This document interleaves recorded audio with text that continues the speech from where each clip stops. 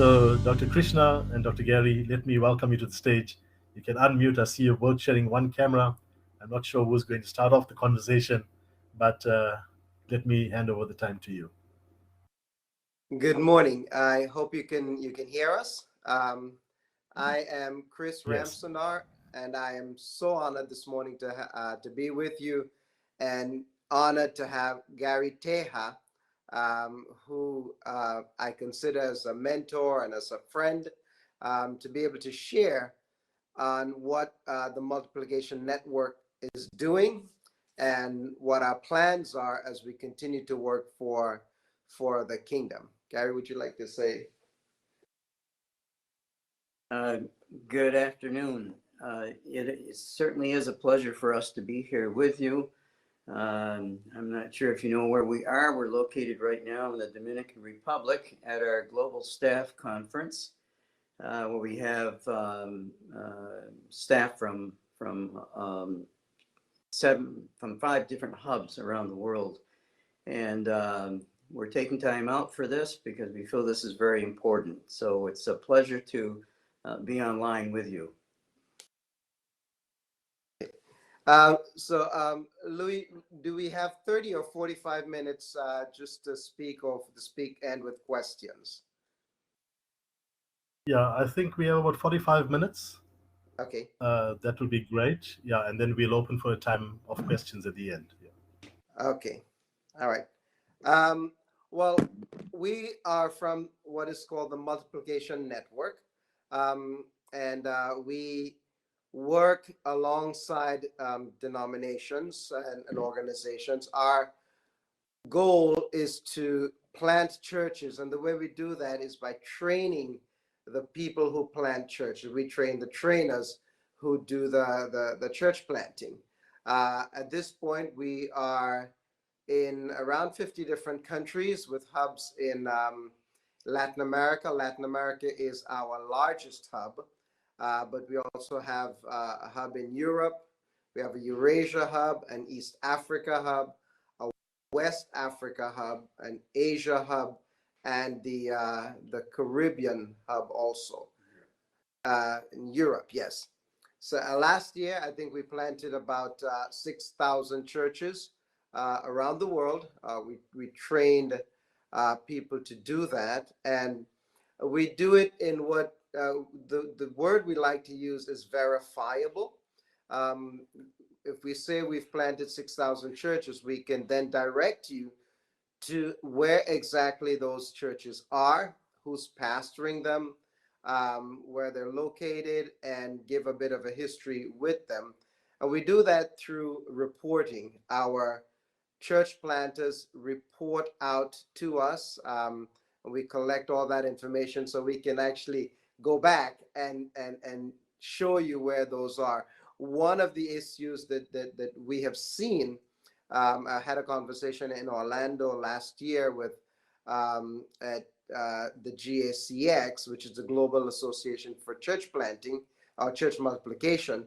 One of the people I met there was an auditor. He says, I audit organizations, and very often they say we've planted so many churches, but when it comes to the moment to actually finding out where they are, we can't find where they are. So one of the things the Multiplication Network likes is the fact that we do it well is we have verifiable church planting.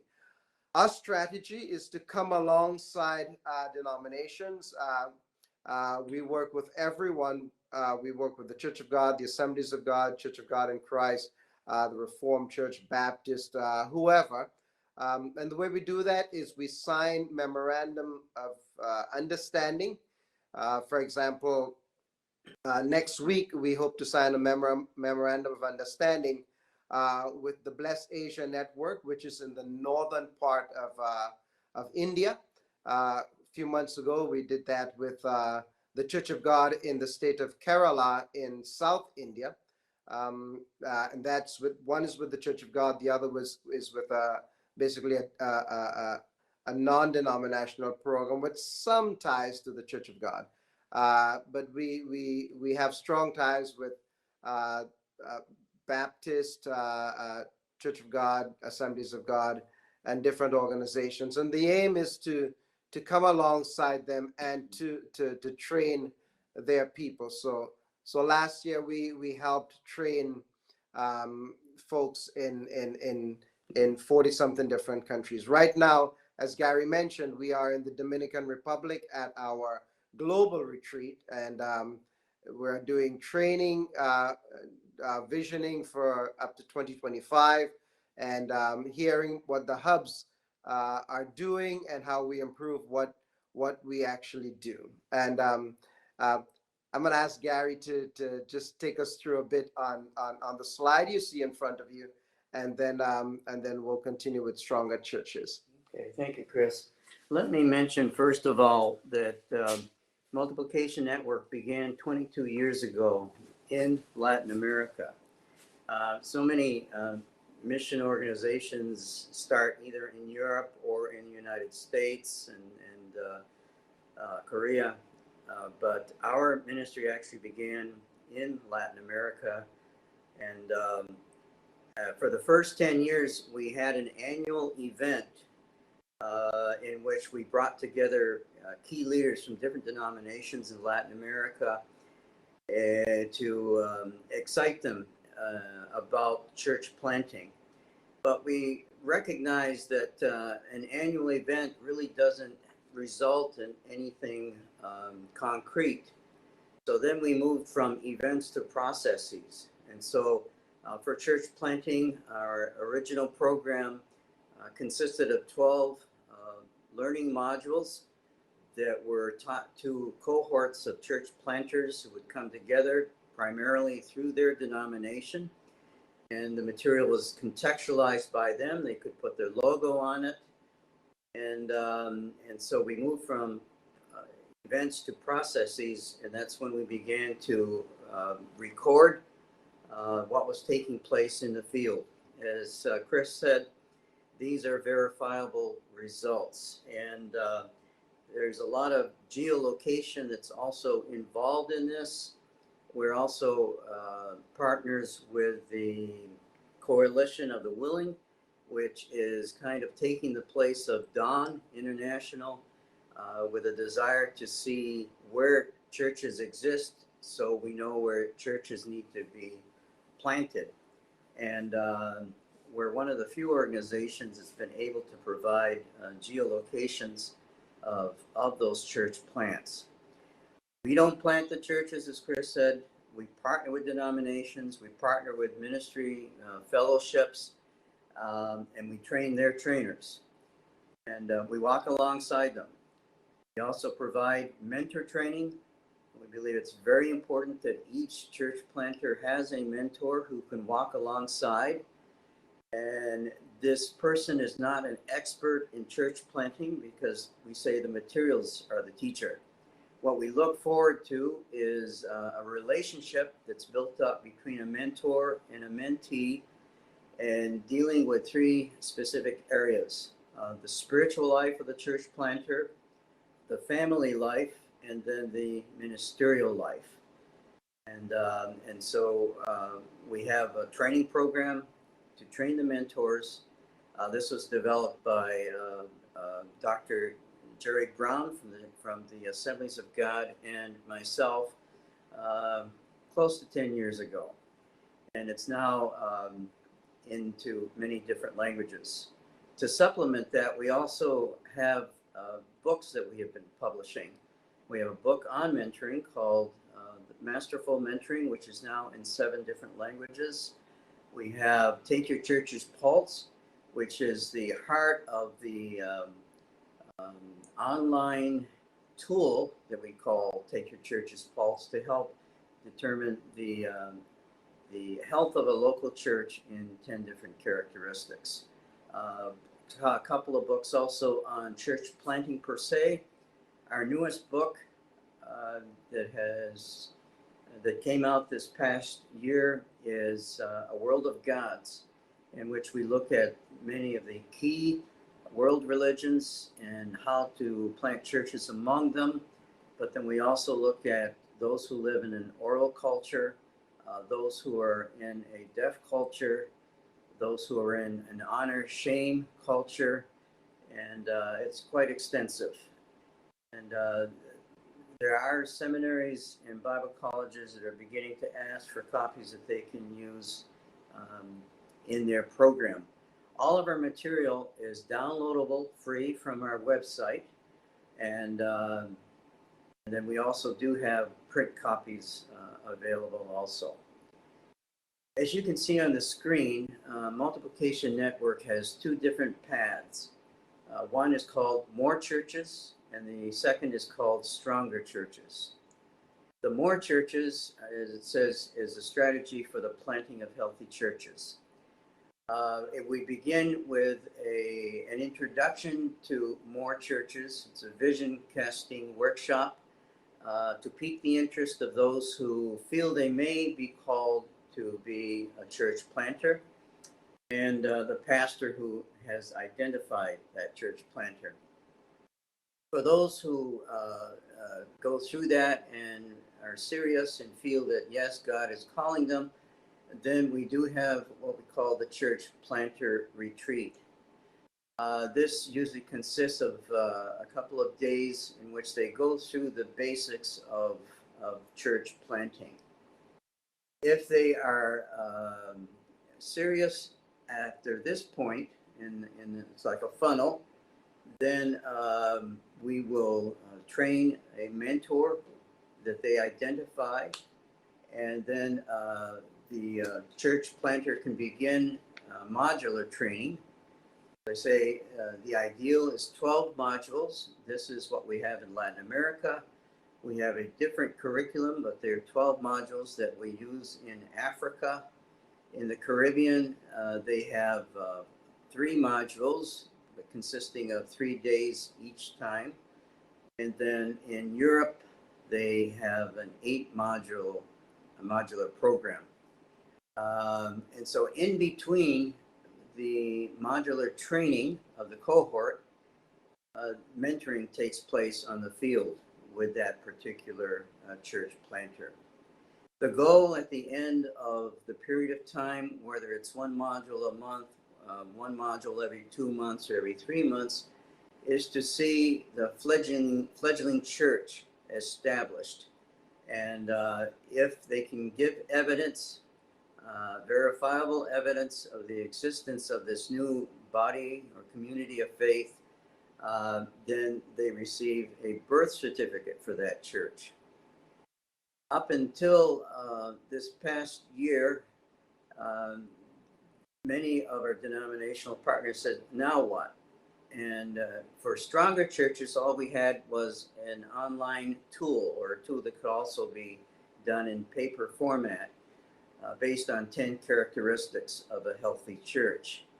This year, we have just completed 12 modulars regarding stronger churches, or the revitalization of an existing church.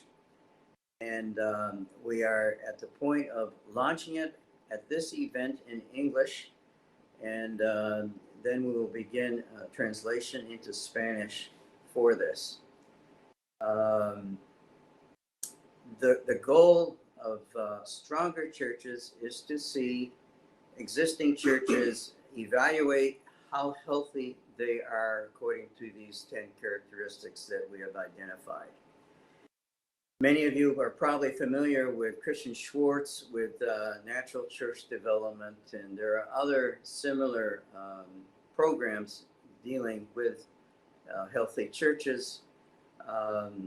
So ours is not unique, but we have it built in a special way so that the tool is also combined with modular training. Like More Churches, Stronger Churches begins with an introduction to what we look for in a stronger church. Then they will take this online church planting or church health tool called Take Your Church's Pulse. It can be done in paper format, or it can be done online. In both cases, what you can look at in the end is a spider graph that shows you which characteristics you may need to concentrate on for the next year, and then you can take the tool again. The tool was originally developed, the online version, by Missionary Aviation Fellowship for us, and we've gone through several iterations of this tool. The online version is presently available in English, Spanish, Portuguese, and we're working on putting it up in Swahili as we talk. So you have the introduction to Stronger Churches. They take this initial diagnostic tool, and then they can begin training through 12 different modules, again, being taught by those from their own denomination or their own ministerial fellowship. And then at the end of the 12 modules, they would also take the tool again to see if there has been improvement in those areas in which they were low. Again, mentoring is built into this. We're working on a pastor track so that the pastor, this church planter, can be mentoring this person, and some leaders within his congregation, so that at the end, one of them says, I feel ready to plant a church. So it's kind of like a figure eight. You can begin with more churches, go into stronger churches, and the goal always is to see more churches established. So basically, these are the two paths that Multiplication Network spends its time with. There are many other things that we could be involved in, but what we do is we establish initiatives with other mission organizations to come alongside, like those who provide wells, those who work in solar panels for churches and so forth. But our main goal is to see more churches and stronger churches. Okay, Chris? And part of what we do, like Gary had just mentioned, is work with many different organizations, working to see churches everywhere. Our aim is to see a healthy church planted in every community. Now, different organizations have different ways of looking at that. Some people might speak about, in a geographical area, a church in every certain amount of miles or kilometers. Some people might talk about a church for every 1,000 people, especially when we talk about the large cities and large buildings in certain cities that would have thousands and thousands of people. Our aim is to have a healthy church in every community. We work with different organizations, and everyone interprets that a bit differently. But our aim is to see that happen. We work also with, as part of the Lausanne movement. The Lausanne movement that began years ago by Billy Graham now has 36 different issue networks. So the 36 areas that they focus on. And I guess it wasn't until the last Lausanne gathering, I think in Cape Town, that church planting was introduced. Somebody realized, Lausanne should be involved in church planting, and they started a church planting issue network. There are many different issue networks: human trafficking, ministry to Jews, ministry to Hindus, and our founder and president, Dr. John Wagenfeld, is the co-catalyst. The other co-catalyst is Ron Anderson, who is working out of Spain. And we have the joy of helping the Lausanne Church Planting Issue Network do the work that they are doing so well. And our aim for the at the next Lausanne gathering in Seoul, Korea in 2024, as part of what we do is to provide a directory of church planters globally. We hope to provide the attendees, especially the leaders and the catalysts, a directory of the who's who among church planting. For example, if somebody decides they'd like to go to South Africa and do church planting, we would like to be able to say, well, these are the top 10 people you should be dialoguing with in order to do the work that you're doing. We don't want everyone going to Paris to plant churches or to Hawaii to plant churches. We try to figure out where there is a need, and one of the things we're doing, like Gary mentioned, is working with different organizations. We are currently working with the COTW, which is the Coalition of the Willing, and they have a mapping project where right now we are trying to put on a map where churches are globally, and that's being coded red, yellow, or green. Red where there is very little participation or no churches, yellow where there is some activity, and green where there's a large church activity and a number of churches in that area. So it's saturated. We talk a lot about saturation church planting. It's getting churches where they're needed, instead of just having a bunch of churches grouped together in one small area and there's a church in every corner. While I was a student at Yale, I remember walking down in New Haven, Connecticut, and within the space of a mile, counting about 20 different churches, one on every corner and some on four corners of the street. But there are many countries that there is not the presence of a church. Some of those which are a major challenge.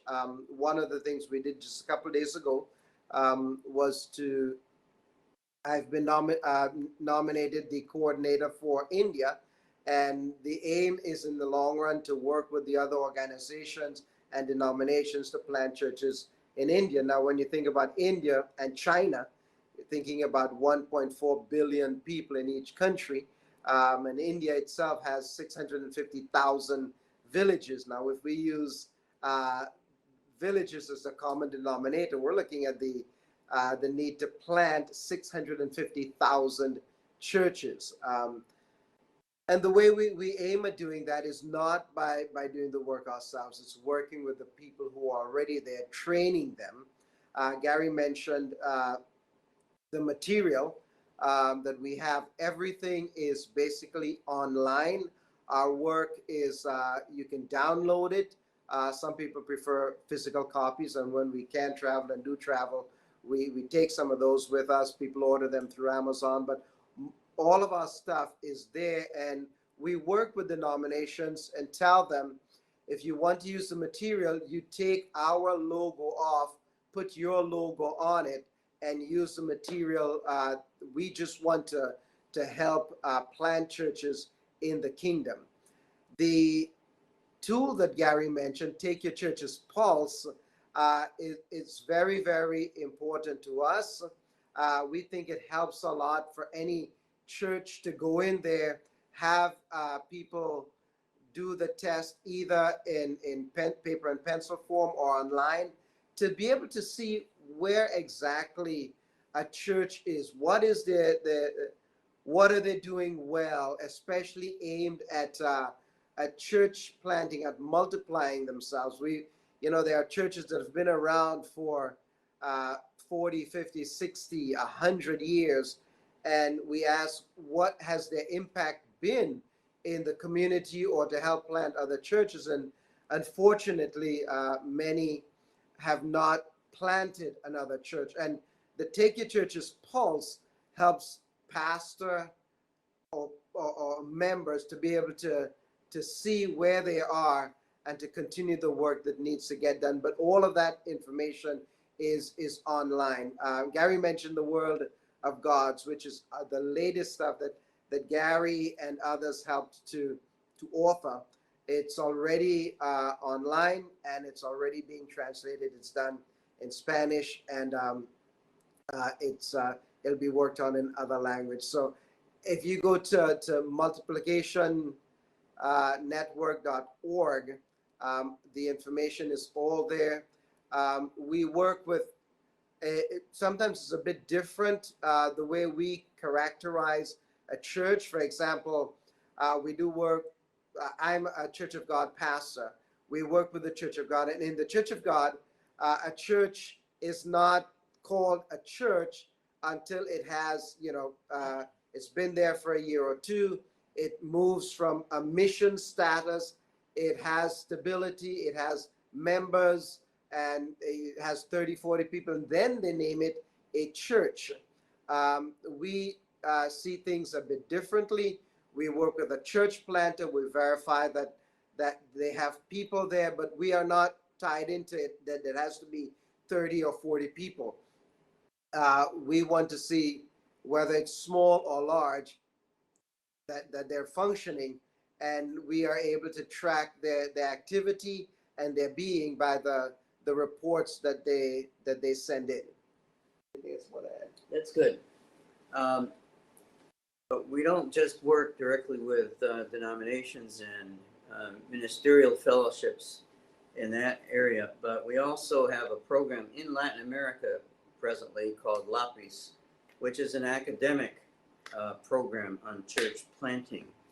And we have about 300 seminarians across Latin America, primarily in South America, who are going through this program.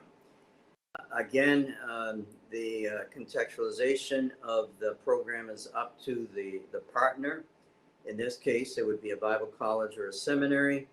What we suggest that has been very effective in some seminaries that have programs of this nature, those who go through a church planter program, either as a practicum or just an addition or an actual course, by the time they graduate, they also have a fledgling church that's been established. So we have many different programs in church planting, and then we have the one program for stronger churches that's becoming as robust as more churches. So we've been at this for 22 years. We're gathered together here to celebrate our 20th anniversary, since we were not able to do this prior to the pandemic. But we do have goals up through 2025, and those goals are based upon input from board members, from our hub leaders, from the denominations that we work with, and all of the goals that are established when it comes to denominations are goals that they themselves have established. So it's we come alongside, we wash the feet of the church planter. We don't dictate. We allow them to contextualize the materials. They can add, they can subtract. As Chris said, they can take our logo off and put their logo on. We see this as a kingdom venture, and we're in this together with our partners, but we do not dictate how they teach, what they teach, and this has worked for the past 12 years now, since we've had processes in place. We have a very robust database in which those reports go in, and our partners are able to input into that database. They're taught how to pull out the statistics that they want, the analytics, and they themselves are able to gauge what's transpiring within their denomination wherever they have partnered with us around the world. So in a nutshell, that is what Multiplication Network is and does. We're a partner, and we don't dictate. And our goal, as Chris said, is to see a healthy community of faith established in every location as possible. We don't do it. Churches plant churches. Local churches need to strengthen themselves, but we provide the tools by which they can do that. And we see churches multiplying, churches planting other churches as what they should normally be doing. When we look at the Great Commission, the important part is to make disciples. And we see many churches not being able to do that in the most effective way.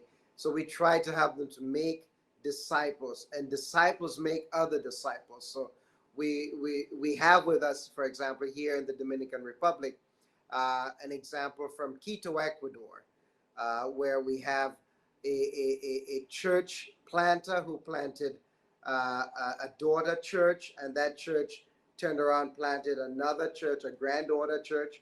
And so we have one of those pastors here.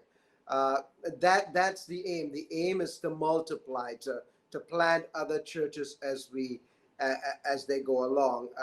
A healthy church is a church that is reproducing itself. It's not stagnant. It's not inwardly focused. It's not just us.